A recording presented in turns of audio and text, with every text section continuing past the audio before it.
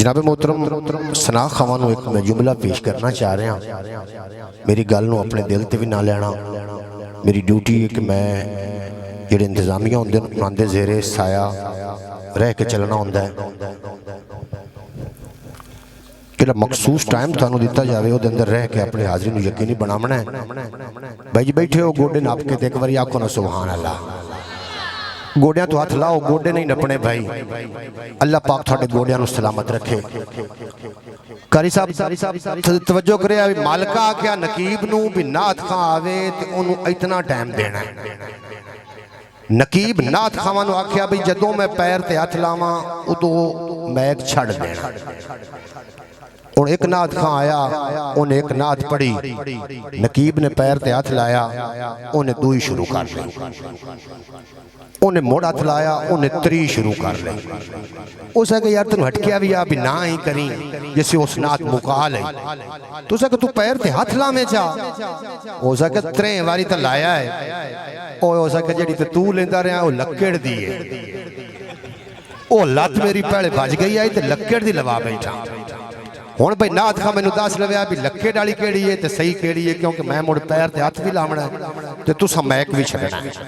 इंशाअल्लाह ताला अगे चल के आपां ज़ौक ते आवांगे। मैं पढ़ा ते जनाब मैं ओदा जिम्मेदार हां। मैं अगर ज्यादा टाइम लवां 2-4 शेर सुनो, अगले सना खां नूं सुनो। मैं अजे तिकर अपनी हाज़री हुण शुरू करनी है जनाब मोहतरम। मेहरबानी किबला अल्लाह सलामत रखे। कि रब दी टोह ते निकले लखां लख लख बदल परेवा, पादरी मुल्ला राहिब साधु ला थके हर टेवा। किसे नू भी नसीब ना होया ओदे विसल दा मेवा, पर नासिर शारब ओनू मिलिया जां यार दी कीती सेवा। नासिर शारब ओनू मिलिया जां यार दी कीती सेवा।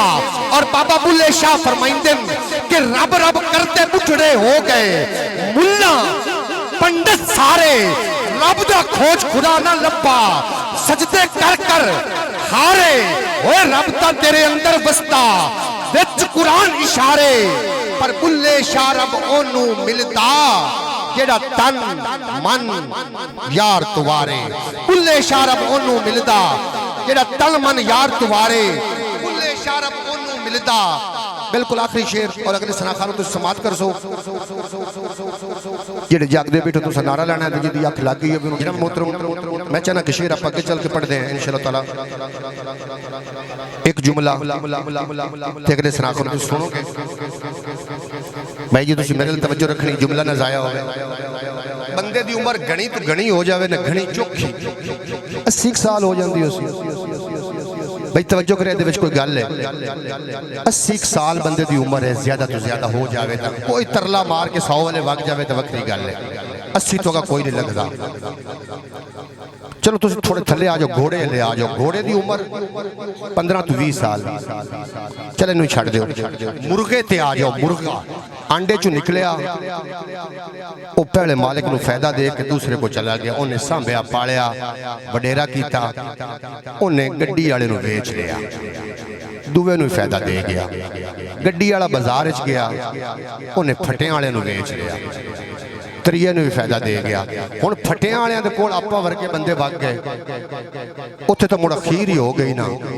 नन्ही जी जान उत्ते टोके चल गए, छुरियां चल गईयां, तिक्के बन गए, कबाब बन गए, सारा कुछ करके चौथे नू भी फायदा दे गया।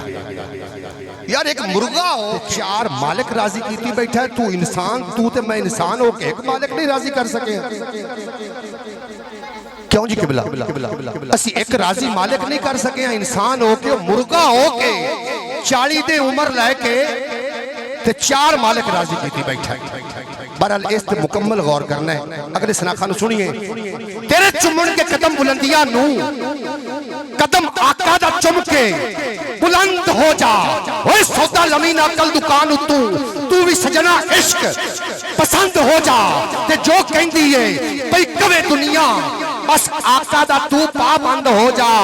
ओए गाने सुन सुन होया बीमार फिरने आजा नात सुन के सेहतमंद हो जा। गाने सुन सुन होया बीमार फिरने आजा नात सुन के सेहतमंद हो जा। और सेहतमंद करने वास्ते जनाब मोहतरम मैं एक सैयद ज़ादे के हवाले मैं करना चाह रहा क्यों जो मेरे घर की झोंपड़ी पर कोई और छत नहीं है, अपना तो सहबा है सैदात का घराना।